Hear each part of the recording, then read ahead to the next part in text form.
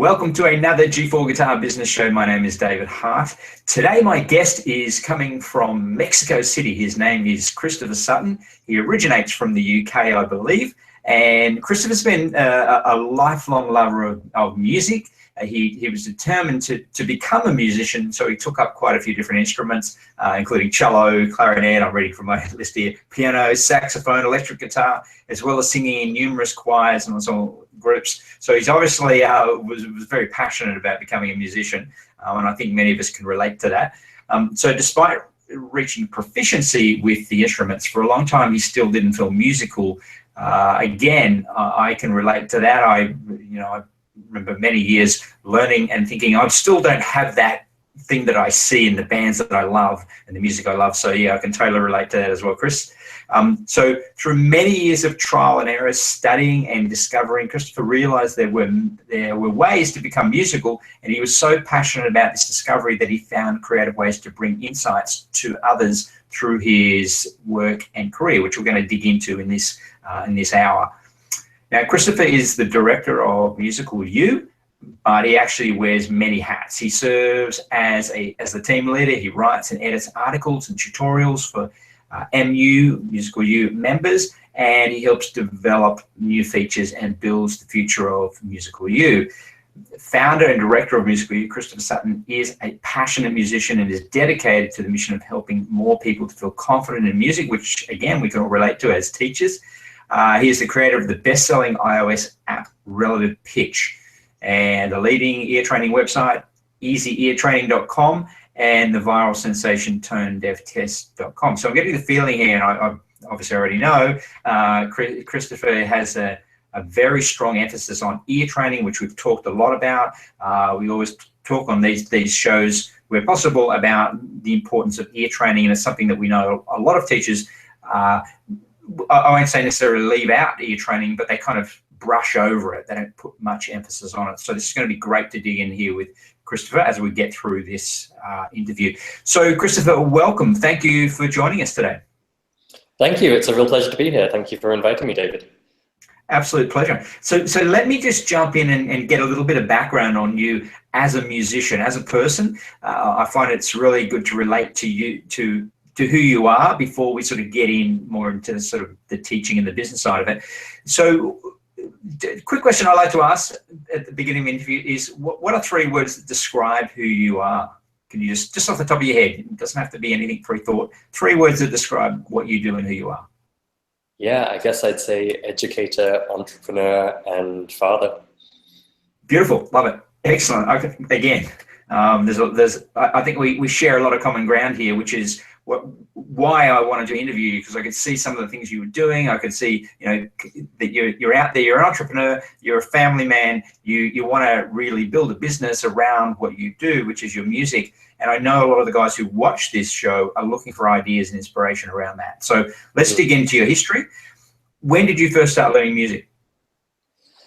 I think probably earlier than I can remember. I'm told that when I was very young, I was always keen to sing and clap, and those kind of kiddie music classes. I was definitely one of the kids at the front getting involved.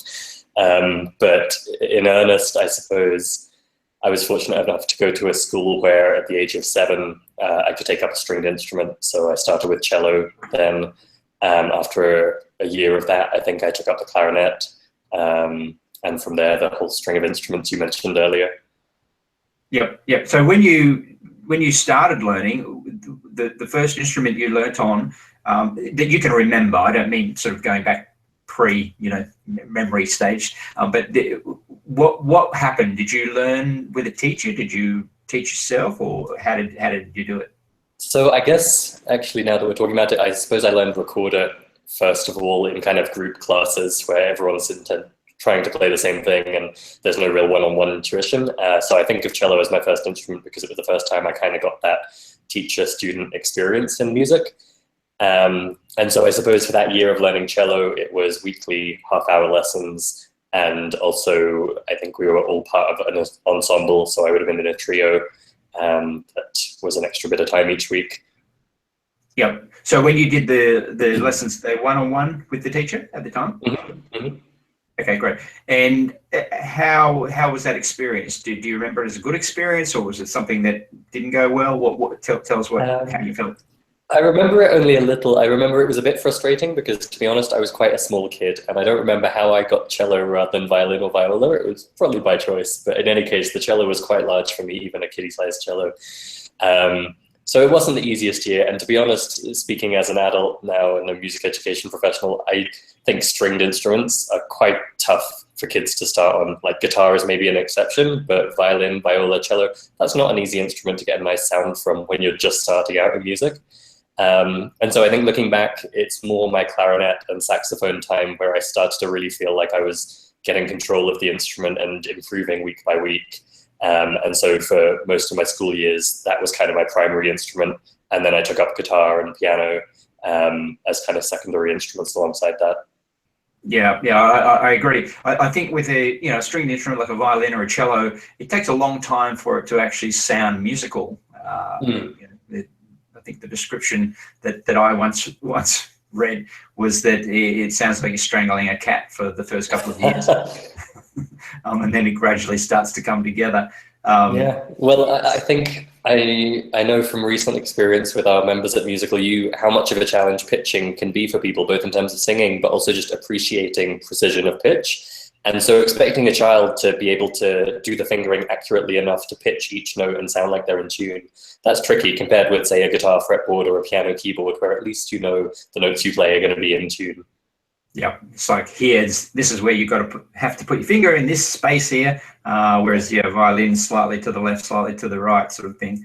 I mean, obviously there are huge payoffs to that too in terms of the expressiveness and musical potential you have there. But for a 7-year-old, I think it's asking a bit much. Maybe I'm just making excuses for my poor cello player.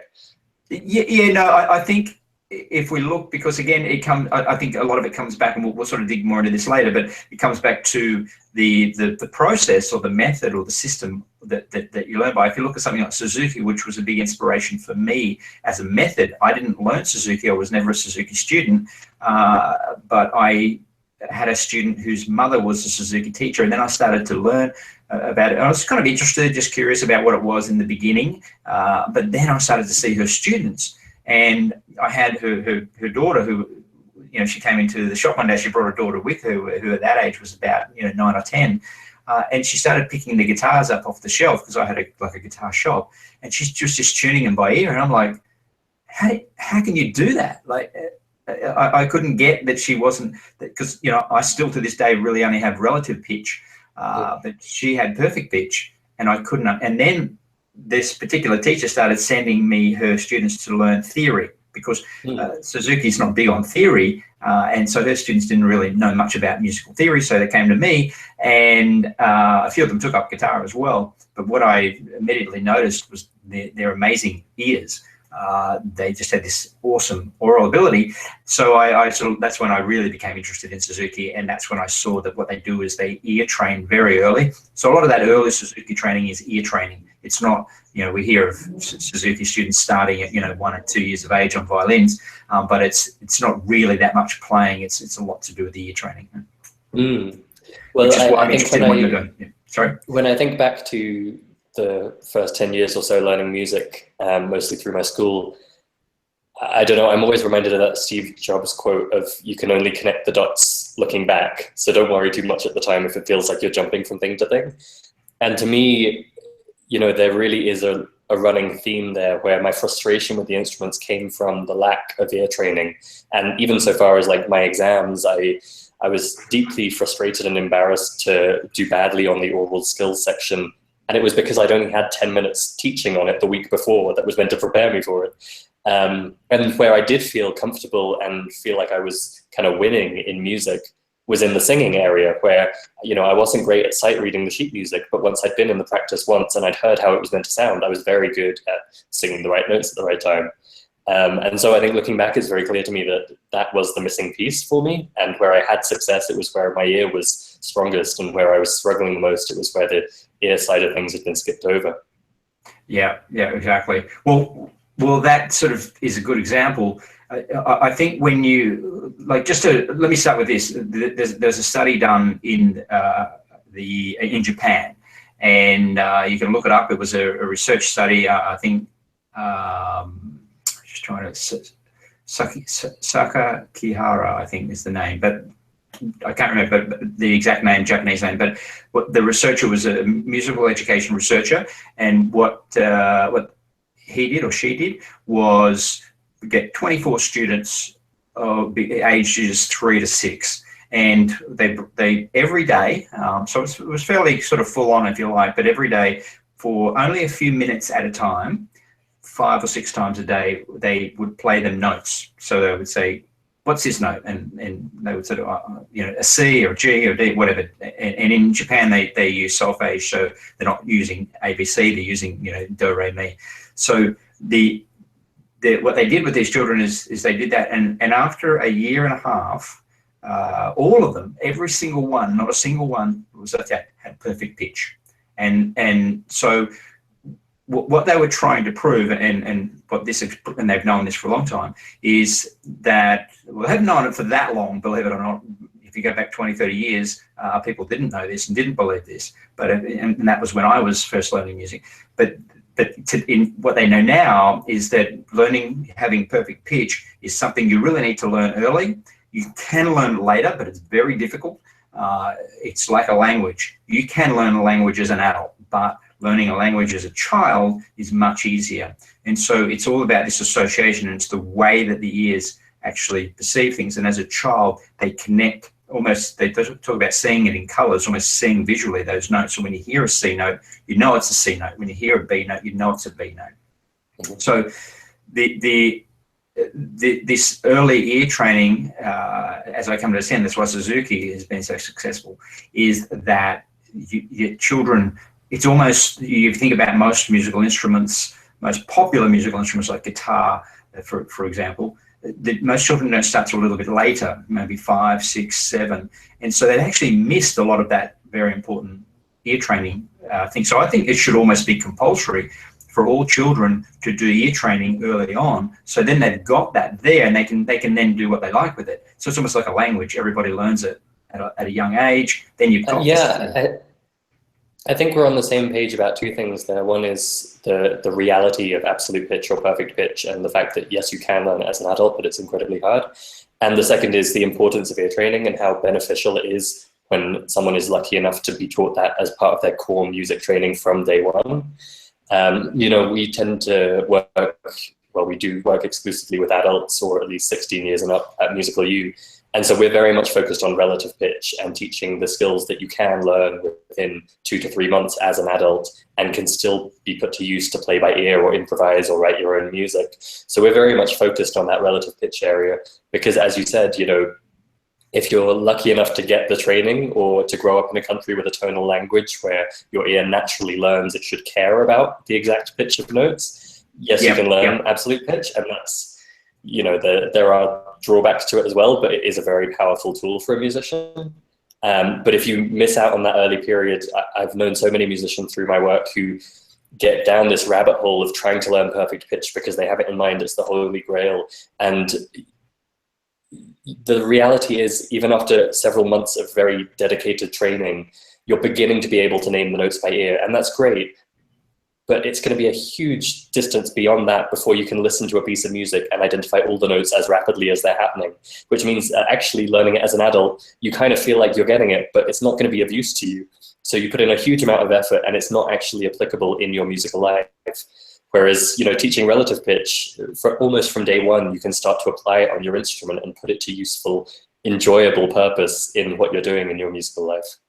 Yeah, that's great. That's great. Because I think that's a real relief for a lot of adult students, because they think that having that great ear, and I was guilty of that, especially as a teenager, just starting, I started really playing, I learned drums 13, 14, and then I didn't really pick up the guitar seriously until I was about 16. And so as a result, I was coming across, guys who had been learning music since they were, 2 or 3 or 4, and their ears was just amazing. And I thought that that's what I needed. I needed to have the ear that they had, and I was, envious, but it really was more detrimental than anything, because there were things, I had been listening to music since I was very young, because my father especially loved music, right? He was always buying the stuff. I was born in, 66, so 60s, 70s, 80s music, that was what I kind of grew up with.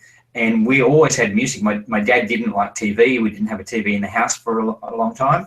So he was always playing music. So even though I wasn't, formally learning music until a later stage, I was listening to the essence of the music. I was listening to the feel, all these other elements. So now when I listen to music, and even with those guys, I was able to hear different things to what they're hearing. So it's not just about pitch and rhythm and breaking it down. It's actually about the other elements that often don't get talked about, such as the feel and the color and the just the mix of the music, and the inspiration and the ideas, and there's so much more to it. Would you agree? Absolutely. I think there's two really interesting things there. One is that we find with a lot of our members, they're coming back to music as an adult, and they've always felt like they didn't have good ears. But in fact, because they've been so immersed in their passion for music, what we find is their ears are actually pretty good. What they lack is the kind of mental frameworks to know what the things are called that they're hearing. So they instinctively recognize, say, a 1-4-5 chord progression, and they know that's, that pop song kind of sound. But with very little work, we can actually show them, what labels to put on things and what mental structures are going to help them to make sense of it. And so it's really exciting for that kind of member to come to us and realize actually they don't need to train for hours a day, day after day, week after week. They've kind of been doing that for their whole life. And now they can just kind of fill in the details that let them put that to use. And the other really interesting thing you mentioned there was what we call active listening, or what is called active listening. And it's, even among musicians who bother to train their ears, they often neglect this area, which is to literally just sit down and do nothing except listen to a piece of music. And what you find is, if you know a little bit of theory, or you've been doing a little bit of ear training, there are 1,000 different ways you can listen to the same song. And in your mind, you might be, dissecting the different instruments, or just following the bass line, or listening to how the frequency bands are balanced to give it a certain feel. Whatever you've been learning in music, you can take that to your listening and get so much more from the listening experience, as well as reinforcing everything you've been learning. So that's an activity I love to recommend, because it's just, once you clue a musician into this being an activity rather than just, oh, there's a song on the radio, it's just endless fun for anyone who loves music. Yeah, totally. And, I know growing up, one of my most enjoyable things that I love doing, and that's really why I became a musician. It wasn't, I wasn't the guitar hero type. I didn't sort of look up to, I admired great guitar players, but in my era, it was Eddie Van Halen, right? Everyone thought Eddie was the greatest. And although, I had really admired Eddie, and I loved his stage antics and his guitar playing and all that. It was about the song for me. It was the whole thing. And that's why, even though I liked some of Van Halen, I liked some of their songs, Van Halen to me was always a 7 out of 10. It was never a 10 out of 10. I was more of the kind of guy that listened to Led Zeppelin or Pink Floyd or something like that, where there was this mix of like a recipe, if you like. It's just you taste it, and you don't know how the chef did it, but it just tasted great. And that's, like you say, the listening, the active listening is just enjoying the music and listening to it in different ways. And I think as you progress as a musician, and that's what I found as I started learning music, I started to hear things that I didn't hear before. Became aware of bass lines, and became aware of subtle drum parts, and lots of things that you don't notice when you're first starting out. For sure. Okay, so I'm getting a sense of your own passion here, which is great. So as a teacher, what kind of tips would you give to a teacher in terms of, from your experience, if someone was just starting out, wanted to be a music teacher, what are some of the tips that you would give them? On the business side or the teaching side? On the teaching side, on the teaching side. Yeah. Well, I think I'm honor bound to say you should make listening skills a pretty big part of what you're teaching. And that doesn't need to be super boring interval drills day after day. There's a tradition of ear training and oral skills that's very much couched in music theory and it's, you know, learning it for the sake of it and trying to pass the exam. That couldn't be further from what I mean when I talk about ear training or listening skills. I'm talking about things like showing a student that they can play the melody of the song they like using just the major pentatonic scale, and, you know, giving them that scale and letting them work out which notes to play when. I'm talking about things like, you know, explaining what a 1-4-5 chord progression is, and then listening to a bunch of songs from their favorite genre that feature that kind of progression so that they can start to tune their ear in and spot it all over the place. Yep. So to really help them develop their listening in a way that they enjoy, would you say? Exactly. The way that they enjoy is relevant to them and is practical, you know, something that they can actually start to integrate into their music practice and not just see as a completely separate oral skills thing they're going to do to pass the exam. Yep. I often use the example of, you know, the way that I trained my ear was through listening to AC/DC. Nice. And I don't think I'm alone. I think there are many guitarists, especially in my era, that did, because AC/DC, you know, the tuning was always the same. You know, the songs were tending to use the same kind of chords most of the time. And so, yeah, and so you start off by just working out the chords. I remember very early working out things like TNT. And then as you sort of progress, you start to work out some of these solos and, you know, the more difficult parts of those songs. So, yeah, I think just exploring songs, just finding, you know, as I used to say to students, find the root note, find which note is the strongest. You know, we often give the advice that whatever you're working on in ear training, try and find ways to connect that to whatever repertoire you're working on. And I think that's a great way for instrument teachers to incorporate this, you know, do it the other way around. So if the kid comes in and they want to learn an AC/DC track like Hell's Bells, you find some opportunity there to explain something about the key and the tonic, and you mark in the sheet music or the tab, where is the tonic note, or you write in the chords and you have them listen to another song using the same chords. I think just, you know, starting from something the student is interested in and passionate about, and then showing them the doors that can open if you explore this listening part as much as the playing part. Yeah, I love it. And that's, we talk about that a lot, you know, making everything relevant. And what we call connecting skills to songs.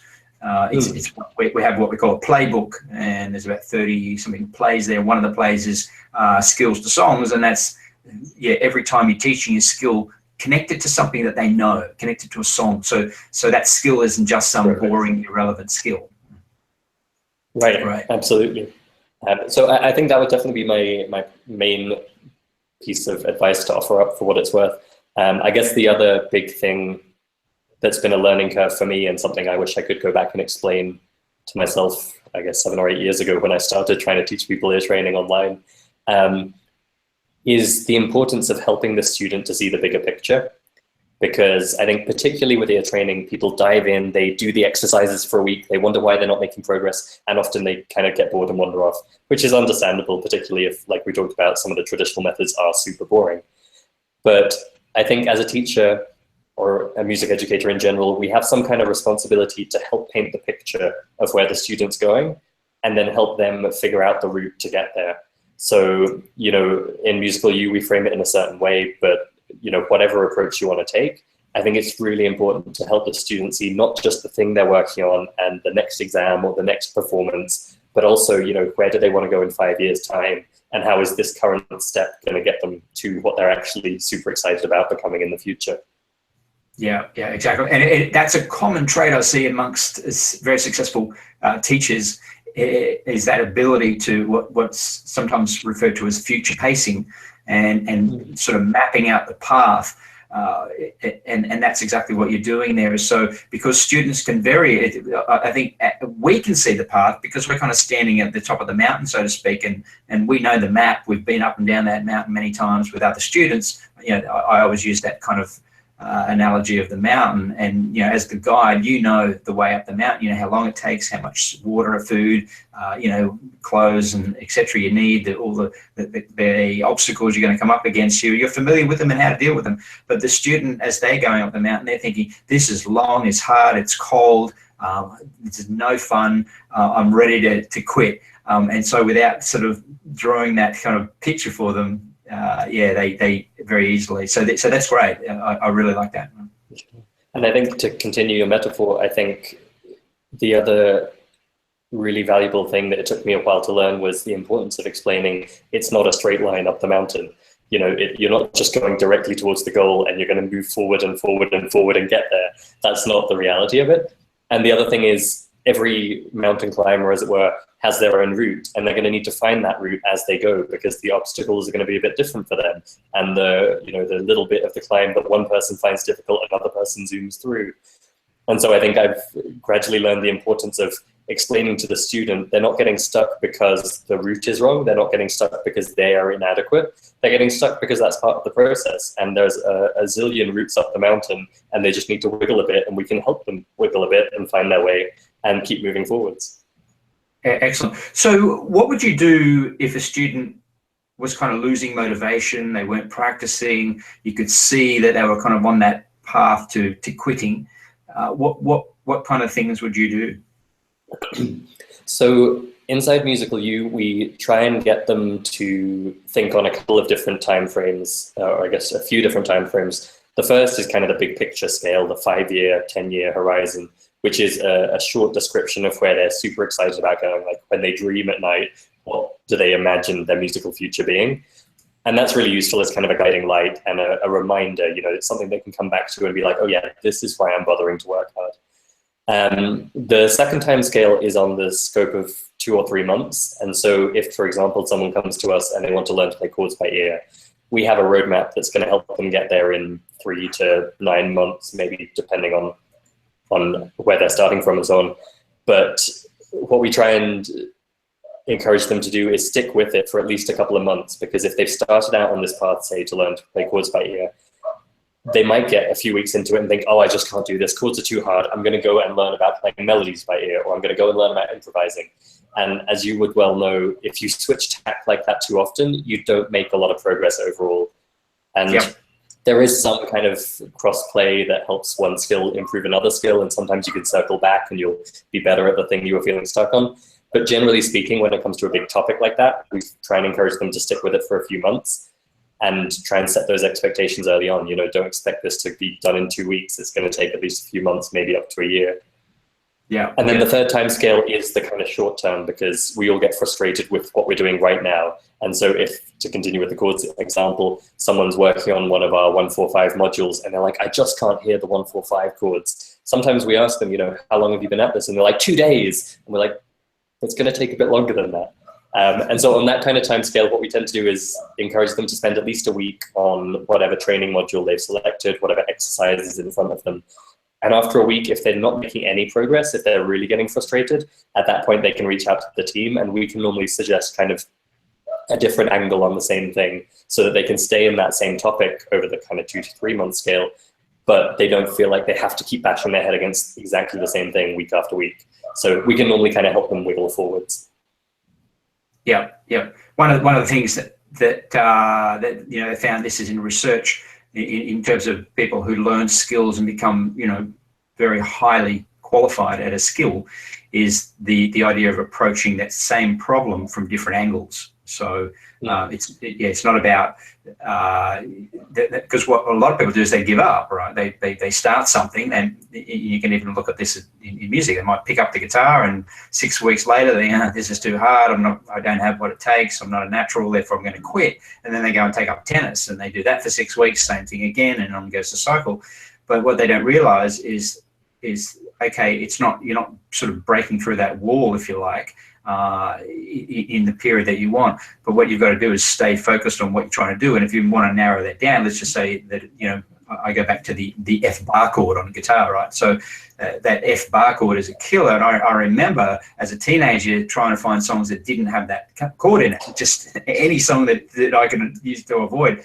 But the idea is you've got to look at it and go, okay, well, this is a wall. It's a high wall, but there are ladders. There are secret doors. There are different ways to approach this, and the idea is to go, okay, well, I'm not going to give up on getting over this wall. I'm just going to keep looking for different ways to attack it.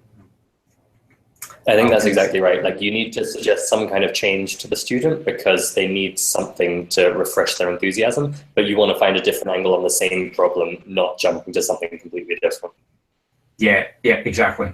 So Okay, so that's excellent, and I use those kind of similar. You know, I use a lot of analogies, and I think with students, what you can do is always go back to analogies that they can relate to. So if a kid who's been playing soccer for 6 years or something, and you know, is a star player on the team, you can go back and say, well, how did you get good at soccer? Let's go back to how you did that, right? What happens when a new kid joins the team who's never played soccer before? Do you expect them to play at your level? No. So why are you expecting to play at my level on guitar when you've been learning for 6 weeks? Yeah, get real. And I often will do that in a joking kind of way, but it's like, come on, you know, be realistic. Yeah, well, I think we're a little fortunate in a way that most of our members at Musical U are adults, as it were, and so they tend to be a little more patient and have their own experiences like that they can draw on and set their own expectations a bit more realistically, maybe, than I did as a teenager when I wanted to learn in 6 weeks. Yeah. And so, yeah, with adults, they've got that experience, and I think with kids it is definitely harder, but yeah, you've got that experience. So in terms of a student who says, which might happen, I'm sure it happens occasionally, we'll get it, no teacher's perfect. What happens when a student says to you, look, I'm going to give it a break for a while? Is there something that you say to them, or do you let them go? What's your approach to that? So in our case, it's fairly rare for someone to say, I want to take a break for a while because the training isn't working for them. It tends to be because their training at Musical U represents one part of their overall music hobby, which is already squeezed into precious free time, evenings and weekends. And so when members take a break, it tends to be, you know, I don't have time this month, I'll come back and continue then. When we get members who want to take a break because they feel like they're not progressing, it tends to come back to what we were talking about before in terms of setting expectations and trying to convey the time scale. And I think one real asset we have at Musical U is that we purposely built the whole thing around community. So compared to the products we've done in the past, where it was a training album and you just download it and use it by yourself in your bedroom, or our mobile apps where you're sitting on the train and using it by yourself, inside Musical U, you're training alongside other musicians and the team are always around. And I think that makes it so much easier for us to safety net and to see if someone's starting to struggle and jump in before it becomes a problem. And if someone is getting to that critical point, it's relatively easy for us to point to people and say, sure, I totally get where you're coming from, but look at Joe, just look at his progress journal. You can see 6 weeks ago, he was super frustrated like you are. But then a couple of weeks later, after persisting, he was able to have a breakthrough and feel totally back on track.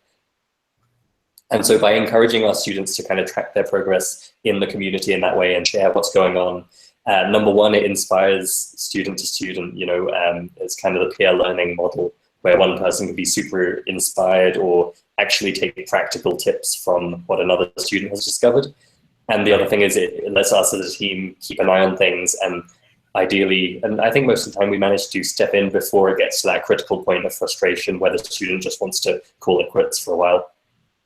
Yeah, so there's a lot of prevention there by the sounds of it, which is, again, one of those signatures of successful guitar teachers, or sorry, music teachers in general, and even in business. What I see amongst successful people in many areas is that prevention, and you know, they talk about it a lot in terms of making a contract with our future self, and so a lot of the time what we do when we are saying, I won't bother going to the gym today, or I won't bother going for a jog today, or I'll eat that extra donut and just enjoy it. Tomorrow I can, you know, run a few extra, you know, kilometers or whatever to sort of balance it all up. But the fact is that we are stealing from our future, and we're also breaking contracts with our future.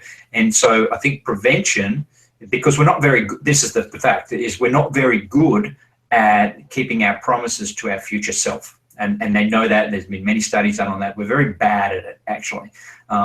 So that's why we tend to borrow more money than we can afford to pay back. We tend to eat more than we can, you know, we're reasonably going to exercise off, so to speak.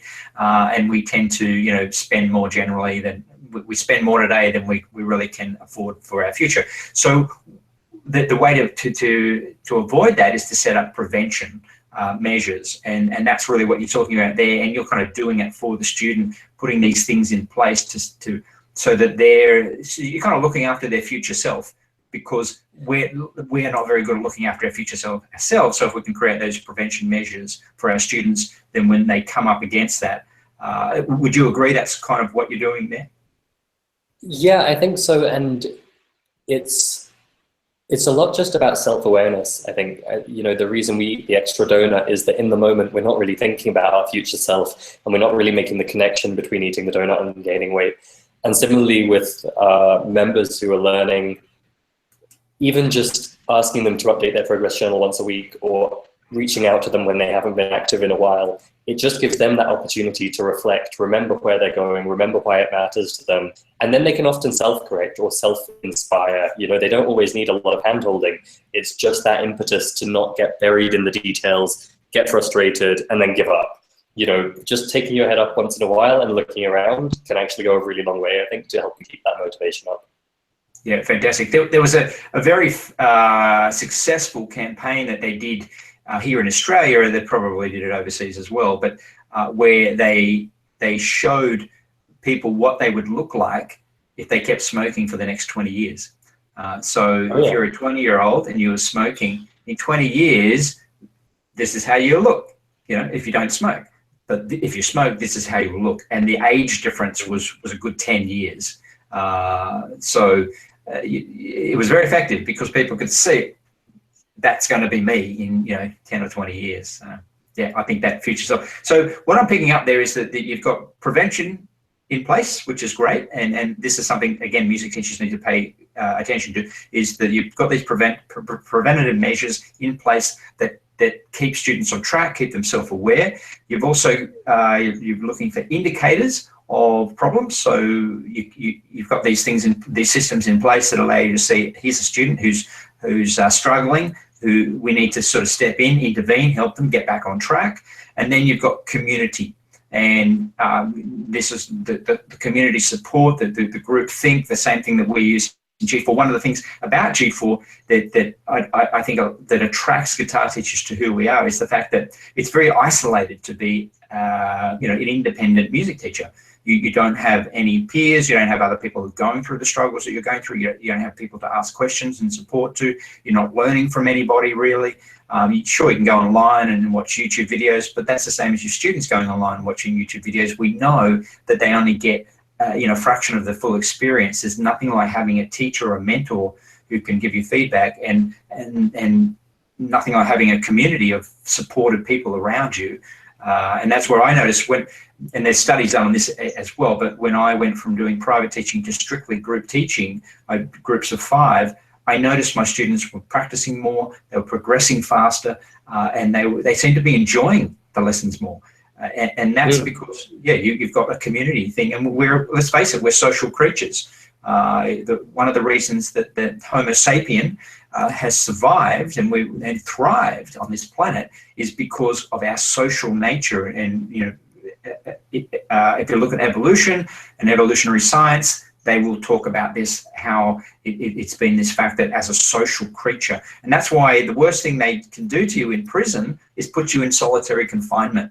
You'd rather be out in the yard with the other guys kicking your butt than be by yourself in a cell all alone. We actually fear our own loneliness more than we do intimidation from the other people. So that's I think the community, when you've got that, which you've got those 3 elements, the prevention, the signs of faltering, and the community, it's a winning formula. It's certainly what's been super rewarding over the last 2 years with Musical U is just seeing how much more effective it is than our previous products that were kind of one-off isolated products. And the product quality was fine and the training worked, but it was missing this whole follow-through piece that helped the student actually persist and get past the hurdles and get the support when they needed it. And we've just found that is a world of difference.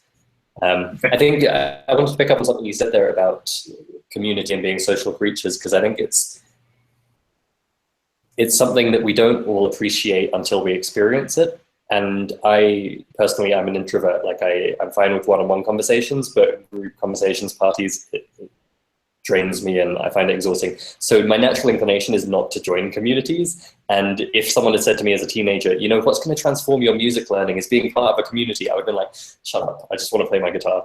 And it's been really interesting to me in two ways. One is as an entrepreneur, like you say, it can be super isolating, and we're all at risk as entrepreneurs of throwing in the towel or worrying that we're never going to make it or stressing over the financial responsibilities you have as an entrepreneur. And I think it was mind-blowing to me how much of a difference it made when I got up the balls to join an online community for entrepreneurs. Like, that was without doubt transformational to me in my enjoyment and my success as an entrepreneur. But that was super eye-opening to me because I wouldn't have expected at the outset that was something that for me personally was going to make a big difference, and it really did. Yeah. What's been really interesting is in terms of the marketing for Musical You, because we put community at the heart of it. We put a big emphasis on community, but I realized along the way that just doesn't resonate with some people, and you really have to explain this isn't about sitting on Facebook and chit-chatting and, you know, making friends because you're a busy person, you've got stuff to do. This is about making your training much more effective. This is about getting you the things that are really going to help you to succeed. And community is the way we do that, and community is what provides that. But it's kind of, it's purely practical. Like, it's not driven by emotion or social desires. It's driven by the fact that we know if you're going to succeed in your training, it's going to be partly because you have the accountability and support and guidance of the community to help you persist. Yeah, yeah, and they're talking about now, because I follow a lot of kind of future trends, and they're talking about how the world of the future, 50 to 100 years from now, is not going to be, you know, Australia, America, you know, Mexico. It's not going to be divided by countries or borders. It's going to be divided into communities of interests, and yeah, so people are going to already I know in my life. I spend more time talking to guitar teachers and hanging out with guitar teachers online than I do out in the real world. And so that's the future. That's where it's going, is communities are gathering. And what I say to guitar teachers, music teachers generally, is start connecting to your own communities. I don't mean just, you know, trying to get students online and, you know, creating a community, which is great as well, but connecting to the communities that are already there, because that's where you're going to get inspired, you're going to learn, you're going to open up to what's going on, the trends and the changes, which, you know, ironically, anybody who's watching this is probably already doing that. So, probably, sure, but you're absolutely right. And that's the enormous value of something like the G4 community, because, you know, before I joined an online community for entrepreneurs, I was in London, which in theory is a good spot for entrepreneurs and meeting other startup people. But in practice, I'd go along to these networking events and it would be 1 in 50 people there who had anything in common with the kind of business I was running. You know, they were all running around seeking venture capital, or they were doing like e-commerce or retail.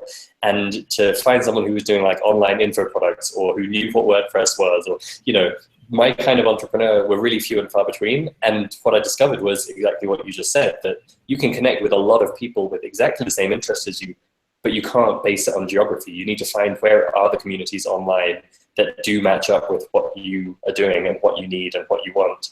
And so the value in something like G4 to have already gathered together exactly that type of person for the independent guitar teacher is fantastic. Yeah, yeah, and from my point of view, of providing for them, which, you know, for the music teacher providing for your students, what I find is that I've got that community, so I can put ideas out there, and then they come back. I know which ideas they're interested in, which ones are worth developing, you know, where the gaps are in their own teaching, in their own, you know, business, and so forth. So they're able to learn a lot faster, and I'm able to focus more on doing things that matter to them rather than what I think is a good idea. And yeah, everybody wins. Okay, so let's move into the business side of things. When did you first become, say, an entrepreneur? Was there a point where you decided that, okay, I'm going to go into business? I suppose there was, but it was a bit funny in that I made the product and then built a business around it, I suppose, rather than deciding at the outset this is going to be a business. So for me, the story was that I was working in audio R&D. So some of my experience on the ear training side comes from that kind of critical listening, audio quality kind of ear training. And I was working for a small startup outside of Cambridge, and being a geeky guy, I started making iPhone apps because the iPhone was just getting hot and the App Store was kicking off. And I was also getting really passionate about this thing I had just discovered, which was ear training, that seemed to be the missing piece I had always been craving and feeling inadequate. Sorry, can I just jump in there, Christopher? How did you learn to make apps? Did you do a course? Did you learn online? How did you do that? So I guess the short answer is self-taught, but my background is all computer science stuff. So my degree was computer science. I did a master's in digital audio processing. And so writing computer code is second nature to me. And then the iPhone specific stuff I taught myself, I guess, from books and online and just experimenting. Beautiful. Excellent. Thank you. Yeah, I just wanted to get a bit of your background on that. Sure. Yeah. So I was dabbling kind of for my own sake. I wanted to do this interval ear training thing, but the resources I was finding were super old fashioned and dull. And so I made an interactive app to help with that.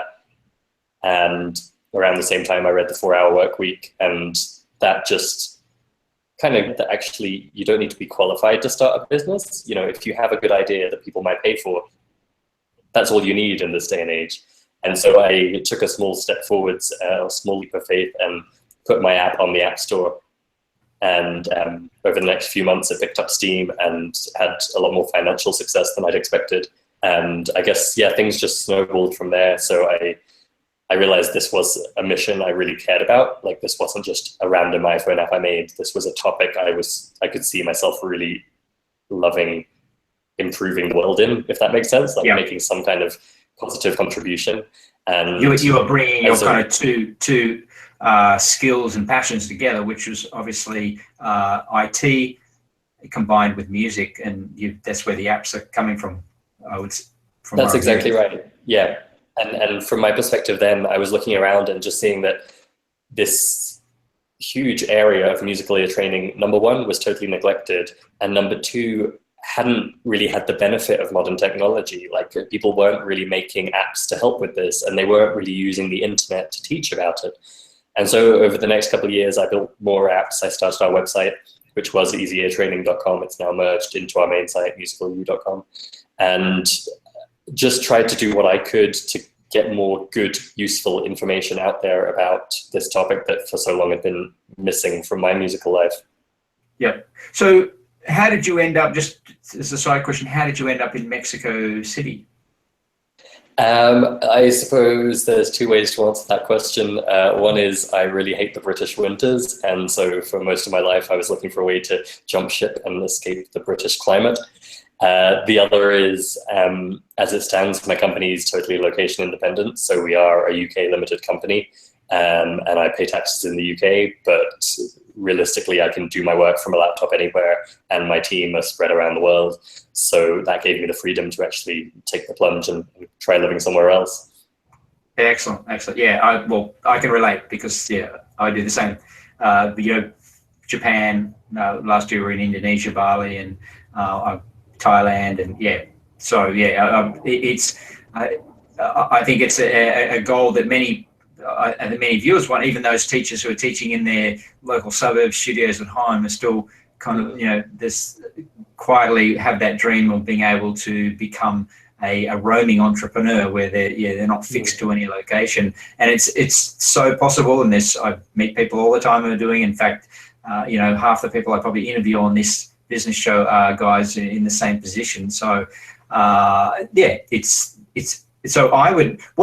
advice would you give to a music teacher who's currently teaching in the kind of traditional way? They've got students in the studio coming each week. They make a reasonably good income, but yet they feel they're kind of stuck, that they want to have that freedom to just travel the world with their laptop and be anywhere, anytime. What advice would you give to them?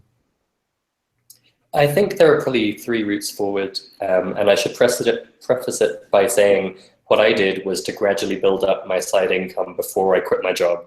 And so I think in any case, I would encourage them to kind of find their way a little bit before deciding, okay, I'm going to move to Indonesia and I'm just going to figure out there how to run my business. Like, I'm definitely of the mindset that you should kind of prove it to yourself first before cutting all ties. But I think the three routes forward depend a lot on where your passion is and where your expertise is. So if, for example, you are super passionate about one-on-one teaching, then I think in this day and age, online Skype lessons or video lessons is a real option. I myself have been taking bass lessons for the last 6 weeks or so, and it's the first time I've tried that video lesson thing as a student, and it works fantastically well. I think unless you're at the very beginner stage where you need the physical help figuring out the instrument, it works perfectly well with a good teacher. So that would be one route forward, is just try and shift more and more of your teaching. Just on that point, I just want to kind of elaborate on that point, is that there are a lot of people, and I think this gets forgotten, there are a lot of people who don't even have access to a teacher in their area. You know, Australia, as an example, has a lot of remote areas, a lot of country areas. There are no teachers out there. And so if I was to market to online students, I would start by finding all those areas and targeting them with Facebook or Google ads. Stay out of the cities where there are lots of, teachers. Go to the areas where there are no teachers. Yeah, for sure. And I think also what people are realizing is that it's far better to do a video lesson with an excellent teacher than do an in-person lesson with a mediocre teacher. And so I think if you are passionate about teaching, and if you have something like the G4 method deliver fantastic results, you're in a position to really do very well, I think, with video lessons, because people are realizing there's no drawback to doing it online, and there can be enormous benefit in terms of the quality of teacher you can get access to. Yep, I agree. I totally agree. Yep. So then the second route forwards, I think, if you're someone who is very much focused on your own particular expertise, then there's kind of the solopreneur info product route, where you can package up your teaching as a Udemy course or an ebook or whatever it may be. I'd throw in a word of caution. It is very hard to make a full-time living with that kind of business. I know, because it took me 5 or 6 years to get to a decent revenue level with that kind of route. But if that's what you're passionate about, if you love the idea of packaging up your knowledge and having it reach a huge number of people, that is a viable option. I think if you're doing that alongside a day job of teaching, where you can kind of try experiments over the course of a year until you can see what works, that could be a good I would say that what you're saying there is more about marketing and selling. If you kind of put a course together, because some of the best-selling courses out there, the guys making the most money, the courses aren't anything special. They've just done a really good job of marketing. So yeah, this is true, and there can be a steep learning curve there if your primary passion is music rather than marketing. I'm speaking from experience. Yes. So then the third thing I'd throw in there is just, it's an incredible time to be a freelancer online. And I, for example, employ a large number of music teachers to write articles or produce audio or produce video tutorials. You know, if you have that expertise in teaching and you're willing to put yourself out there on a marketplace like Upwork and give a good description of what you're good at, what you can do, it takes a little time to build up your portfolio and your reputation, but it's entirely possible to put together a very good income of project-based work for a variety of online employers that isn't necessarily specifically teaching your instrument to individual students. Yep. And I know that, if I was in the position of, let's say I was just a local guitar teacher, and I was thinking, how can I get online and make money and make this thing happen? The first thing that I would do is turn some of my current students into online students, even if they're in my local area, just to get used to it, get to work out the bugs, so they can still come into your studio, but do some online lessons with them, just to sort of say, okay, where are the challenges with this? What do they need? What are they not going to get online, etc. And then the other thing I would do is slowly kind of expand my marketing out in my area, so that I can actually, because some people still want to meet you, but once they've met you and had a lesson, then they will go online, because they've kind of built that trust, so you can kind of build it that way. The third thing I would do is look for opportunities like what you're saying, where you're actually hiring teachers to do work for you. I know in my position, we're a global enterprise. We've got teachers all over the place, and rarely, if ever, do I get approached by guitar teachers saying, I can write some really good material for you, or I can help you with this area, or I can help you with that, or I'd love to have a chat with you just to talk about, if there's anything I can do to help build your business. Just going to other businesses, entrepreneurs, especially ones who are doing well, I could look at your business, given my own skills, I could look at your business and I could say, what could I do for Christoper to help his business grow? Okay, I know marketing really well. I can write blogs. I've got over 300 blogs. And so no one even comes to me with a blog, or it's very rare that I get, people approaching me with skills that I could leverage. And we often sort of go knocking on doors with this idea of, I can do this for you if you pay me this much. A better way to do it is to say, look, I can do this for you, no charge to start with, if you like what I do. And that's how I used to get gigs back in, the years when I used to do gigs. I just used to go to cafes, restaurants, wherever, and I just say, look, we'll come, pick a night, your slow night, we'll come and play, and if things go well, you like what we do, etc., then you can pay us to come again. And of course, not everyone paid for us to come again, but usually within a couple of weeks, I had more gigs than I could handle. I never had a problem getting gigs, and it's the same with jobs. I've never had a problem getting jobs, and this is going right back to my teenage and early 20s, and when I became an entrepreneur. And I think what you're saying there is great advice about looking for those opportunities where you can actually help another business with your skills. Yeah. Absolutely, and don't sell yourself short when you're doing that. We all have, even if we don't have experience, we have skills and we have abilities that can be hugely useful to a busy entrepreneur. And, I do occasionally hear from someone in our audience who will reach out to me to see if we have work. And the fact that they've been proactive and reached out to me rather than just putting themselves on Upwork goes an enormous way. The fact that they're already familiar with my brand and care enough about it to reach out goes an enormous way. And if they were reaching out to say, look, I'll do this to you to prove to you that it's valuable, you don't need to pay me, that's an easy yes for me. Like, I wouldn't think twice. And so I think if you're in that beginner stage of seeking online employment and you want to build your portfolio, or you want to find freelancer work, that kind of proactive connection with companies you like, admire, and respect is a fantastic way to go about it. I think that's really good advice. Excellent, excellent. So, and I call this the entrepreneurial mind, right? It's that entrepreneurial mindset. The difference, and I'd just like to get your definition before I say anything. What's your definition of the entrepreneurial mindset? I think to me it's as simple as just the belief that you don't need to ask people's permission to make things happen. You have the power and the responsibility and the opportunity to do whatever it is that's buzzing around in your head. And, whether it's going to make you money or just be a passion project, like, to me, being an entrepreneur is about seizing that opportunity and not feeling like, oh, I'm not qualified. Oh, I better ask. Oh, someone might tell me no. It's just like, no, I want this to happen. I'm going to find a way to make it happen. Yeah, I love it. That's excellent. Excellent. It's spot on. And I think having that entrepreneurial mindset is something that's not, it doesn't come naturally. To me, it's like everything else. It's like having a musical ear, musical ability, sales skills, whatever. The entrepreneurial mind is something that we need to cultivate and develop. Where did my entrepreneurial mind come from? Well, it originally started as a child because my parents were entrepreneurs. So I was kind of like saw them, I emulated them the same way that people who are born with musical parents watch their parents and emulate them and become musicians or football players or whatever. That my parents, entrepreneurs, so I've kind of followed that. But that wasn't enough, and it's the same with the kid who's brought up by the musical parents. It's not enough to make you a world-class musician or a successful musician just because your parents were good musicians. You've got to go on with it, and so in my case, I've read hundreds and hundreds and hundreds of books on business and entrepreneurial kind of thinking, and I realized at a certain point that I had to immerse myself in entrepreneurial thinking to stay there, because the majority of people actually don't cultivate an entrepreneurial mindset. So in my opinion, what is an entrepreneurial mindset? Just to add to what you said there, to me, it's someone who sees problems as opportunities. And the rest of the people see problems as problems, nothing more.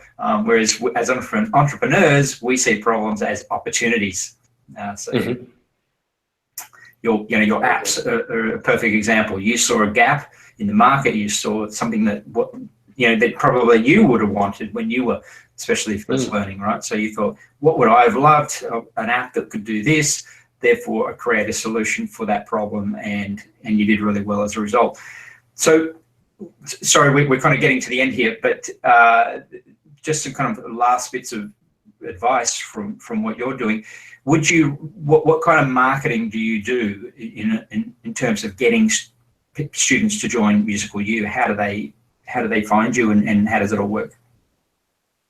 So we believe firmly in an approach called education-based marketing, and that may sound like a tautology given that we're music educators, but obviously there are different ways you could market, and in a hobby niche like ours, it's not profitable enough that we can run out and spend big on banner ads or advertising, or what we found does work really well for ourselves and for the potential customers is education-based marketing, meaning the primary drive for us is to educate people about our topic and to get information out there about ear training and musicality and what's possible. And so for us, that takes the form of publishing, so content marketing, as it were, publishing regularly high-quality articles and tutorials for free on our website. That's typically how people discover us. And from there, what we try and do is establish a relationship to provide further free education through email marketing. And so there's various opportunities to sign up for more through our website. And that gives us the opportunity to start not quite a dialogue, but we do always engage if people are happy to reply. But it gives us a bit more of a direct relationship with people so that we can bring more information to them rather than requiring them to remember to come back to us. That's the way to show them we know what we're talking about, connect with what they care about, and gradually introduce our product to see if it's a good fit for them. Excellent, excellent. So, and people who come through those channels and end up signing with you have in no way been marketed to in a traditional sense. So they're people who genuinely like what you're doing. So I noticed on your website you've written a lot of articles. I think there was even a number. Are these articles that you're getting? Obviously, you're probably not writing them all yourself because there seem to be a lot of articles. So you're bringing ghostwriters and so forth to help you with those articles? Very rarely ghostwriters, but freelance writers, so writing under their own names. So we have over 1,000 articles at this point on musical-u.com on every topic in ear training and musicality you can imagine. And I'd estimate I've written 150 or 200 of them over the last several years. So I'm certainly there contributing, a bit less so these days as I'm taking more of a managerial role. But I've been lucky enough to find fantastic music educators, like I mentioned before, some guitar teachers, for example, who in their day job are teaching one-on-one, but they're also pretty good at writing and they understand this creative ear training side of teaching guitar. And so we would pay them per article to write a series of articles for us. And so if you look around our website, you'll see, I think 40 or 50 different author names over the last 7 or 8 years. And that's really just letting us draw from a wide range of experience far beyond my own and provide high quality material on a range of topics. Fantastic. And do you pay them, or do they do it to get get their name out there, so to speak? The 95% are straight up paid freelancer relationships. Some at this point would be written by my team, who are just kind of on a part-time basis rather than per article. And increasingly, we're hosting guest authors, so people who do have projects or websites of their own and are happy to contribute an article without being paid because it gets them in front of 120,000 musicians each month. So that is a good opportunity for them, and if it's a good article, it's a great opportunity for us too. Yeah, it's kind of the Huffington Post model, where they use, they have a lot of people contribute free, and then they have their paid journalists as well, Exactly. Right. Okay, so that's been absolutely fantastic. One last question, which I always like to ask everybody to wrap up with. Are there any books, websites, blogs that you recommend from an entrepreneurial point of view as a business teacher /teacher? Is there anything you would recommend? I think I would have two suggestions. One is specifically on the topic of starting to do online teaching. There's a fantastic piano teacher called Melody Payne. I believe she's actually Dr. Melody Payne, spelled Payne, which is a fantastic name for a music educator. Her site, I think, is called The Plucky Pianista. But I mention her because she has a dedicated webinar all about how to get started with online lessons. And it's not specific to any one platform like takelessons.com or The Zone. This is just generally, as a music teacher, how can you figure out the camera and the internet connection and arranging the timing and so on. So that would be my number one suggestion for someone wanting to go that route. In general, my top recommendation is to come back to what you were saying before about immersing yourself in the entrepreneurial mindset. I think aside from joining a community, the number one thing for me has been podcasts. And at this point, we're fortunate enough that aside from your own, there are so many fantastic podcasts out there on the topic of entrepreneurship, or really on every possible subtopic of entrepreneurship. And so, you can start with the big ones like Mixergy and Smart Passive Income, and the ones that kind of tell entrepreneurial stories like that inspire you and help you see, oh, this is possible. Entrepreneur on Fire is a bit cheesy, but you can't beat it for showing you that there are 1,000 different ways to start a business and turn your passion into actual income. And then from there, once you get an idea of the kind of business you want to build, you can easily find a dozen on Facebook ads, or a dozen on email marketing, or a dozen on e-commerce, whatever route you want to go. There will be a selection of podcasts you can listen to day by day that just immerse you, answer your questions, help you feel a bit like you're part of a community, or at least surrounded by the right people. And certainly for the first few years, for me, that made a huge difference to how successful I was and how comfortable I felt with the leap I was taking. Yeah, excellent. All great, references there. The thing about this question comes up sometimes, so it's kind of like to throw it out there, is that with so much free stuff online, so much great free content, why would anyone pay? So I want to throw that question at you. Why would anyone pay for Musical You? Why would anyone pay for my network, etc., when there's so much great free material out there? How would you answer that question? It's a great question, and obviously for us it's a big one because we do put so much free content out there, and so we have to be very thoughtful about where do you draw the line and what is part of paid membership versus just free material for everyone. And I think for me, there are probably three super powerful reasons why it's worth paying for something. The first is simply quality. Yes, there's a lot of stuff out there, but the reality is it can be one diamond amid a coal mine that's going to take you a year to dig through. And you really, particularly for adult music learners, we just don't have time to watch a dozen YouTube tutorials in the hope of finding one that teaches us the right thing. And certainly your guitar teachers don't have time to try a dozen different approaches to teaching guitar in the hopes of finding that the one free one that is worthwhile eventually comes along. So it's a lot about time and quality. A lot of time wastage, right? Time wastage, and time is the most valuable thing we have. So the second thing would be support, and certainly inside Musical You, that's a massive part of it. The fact that if there is a problem, if you need help, if you have a question that's not answered in the material, there is a real human being there who's happy to help you. That's not something that's generally something we can provide for free, right? And certainly not at scale. And so if you find the great YouTube tutorial, fantastic, until you have a question about it, and then you're probably on your own. So I think paying for that level of support, again, it saves you time, it saves you frustration, it helps you actually reach your goals. And then the third thing, it sounds kind of funny to say it, but I really do believe, and I've seen time and again, that if you don't pay, you don't pay attention.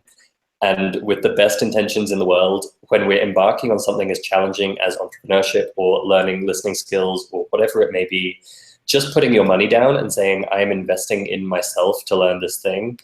It's a bit like you were saying earlier about a commitment to your future self or a contract with your future self. Literally putting money down has an enormous impact on your follow through and your success. And so I think if you're going to put in the effort to try and learn something, why not amplify your odds of success by actually putting some money on the line and giving yourself that really tangible commitment to it? Yeah, there's a term that they refer to as loss aversion. And people, when you get something for free, then not paying attention or not doing the course or whatever, there's no loss there because you haven't put anything down. But if you've just put $100 down or more, I can almost look back at the educational courses that I paid for over the years, and I spent a lot of money on these courses. It's the ones that I paid the most money for that I invested the most time into, because I wasn't going to pay, $5,000, $6,000, $10,000 for a course and then put it in the drawer.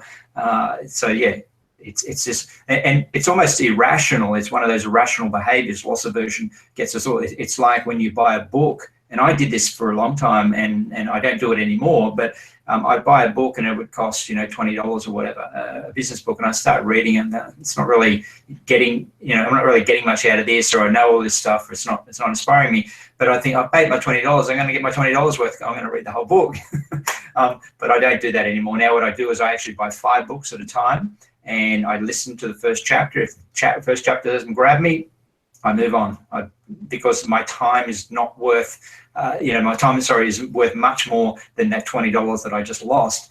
And something to note, by the way, too, if you really want to go to the top, is that Audible, which are Audible audiobooks, they will now give you refunds on books. So if you don't like a book, even if you did like it, you can get a refund.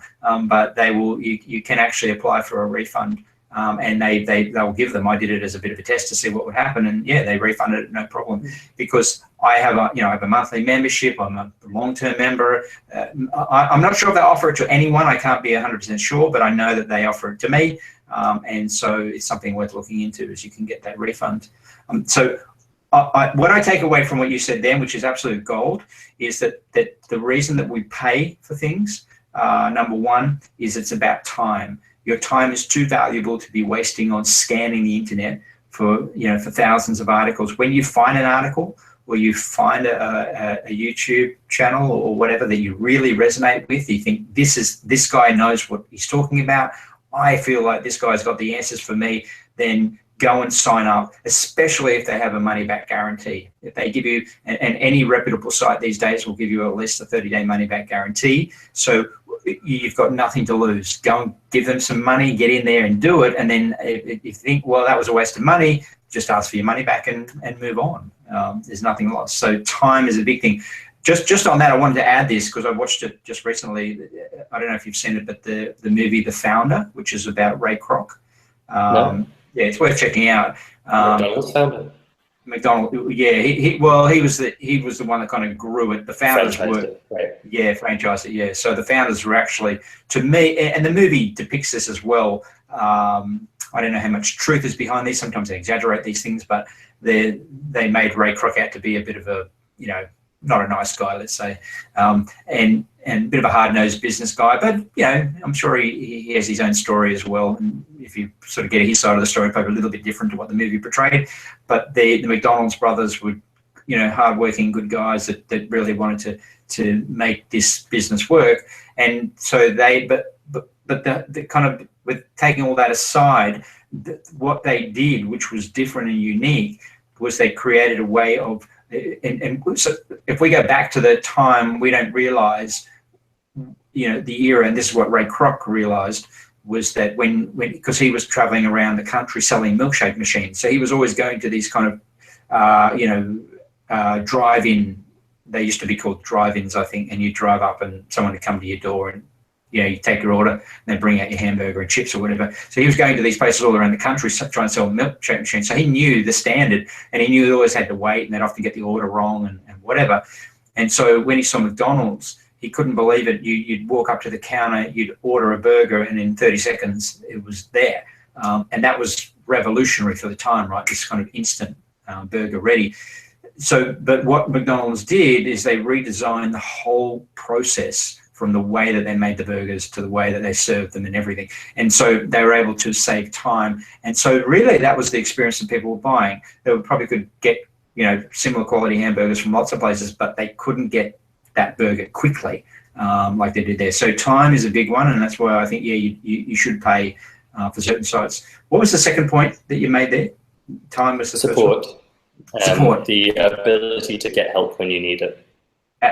Because exactly. I think however motivated you are and however good you are at teaching yourself, the reality is at some point you're going to hit a hurdle or get stuck. And, you know, even before getting to the kind of community support we were talking about before, just being able to reach out to the person who's responsible for the teaching material and get a personal answer is an enormous thing, I think. Yeah, fantastic. Yeah, support is a big one. And they know that in any kind of coaching or mentoring or training, the fastest way to learn is to get feedback from someone who knows what you're trying to do or has been there and done that. So yeah, support is a huge one. And look, that's what teachers do. That's why, you know, to me, it's practicing what you preach. If you don't go to a mentor or a coach to improve what you're doing, yet you're coaching and training students, it's kind of almost hypocritical that, you know, you're not practicing what you preach. And so the third thing, which you said there was, sorry, can you just repeat that again? Sure. The third thing was that there is a tangible impact of putting down money in terms of your commitment and your follow through. And obviously, like you said before, if you buy something and it's rubbish and it's not going to be worth your time, you abandon that commitment and you're right to do so. But assuming the material is going to hold up, it's a genuine step forwards to put down your money, pay for something worthwhile, and follow through on getting your money's worth. Yeah, exactly. So yeah, pay to play, and you know, pay to pay attention. I think was really kind of what you were saying there. Is when you pay, yeah, you're going to pay attention, and you're setting yourself up, your future self, because we know human behavior, we know how it works. Loss aversion, and just to make that point one more time about loss aversion, is that people will actually, and you know, they'll put it in very simple terms, people will work harder to save a dollar, to avoid losing a dollar, than they will to make $2. And we see that all the time, right? People who will stand in a queue along the line somewhere to save, you know, $5 on something.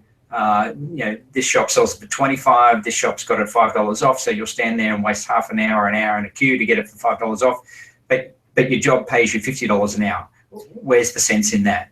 You know, and I actually tell this to my wife all the time. Sweetie, there's no point in waiting here to save $5. I'm not going to do it. It's pointless. Just let me go home half an hour early and I'll make that money, no problem. So yeah. Christoper, it's been an absolute pleasure. You know, the inspiration and the advice and the you know, has been huge. Now, if anyone wants to contact you, whether it be, you know, music teachers or students, do they go to musicalu.com? Is that the address? Yeah, there's a hyphen in there, so it's musical-u.com.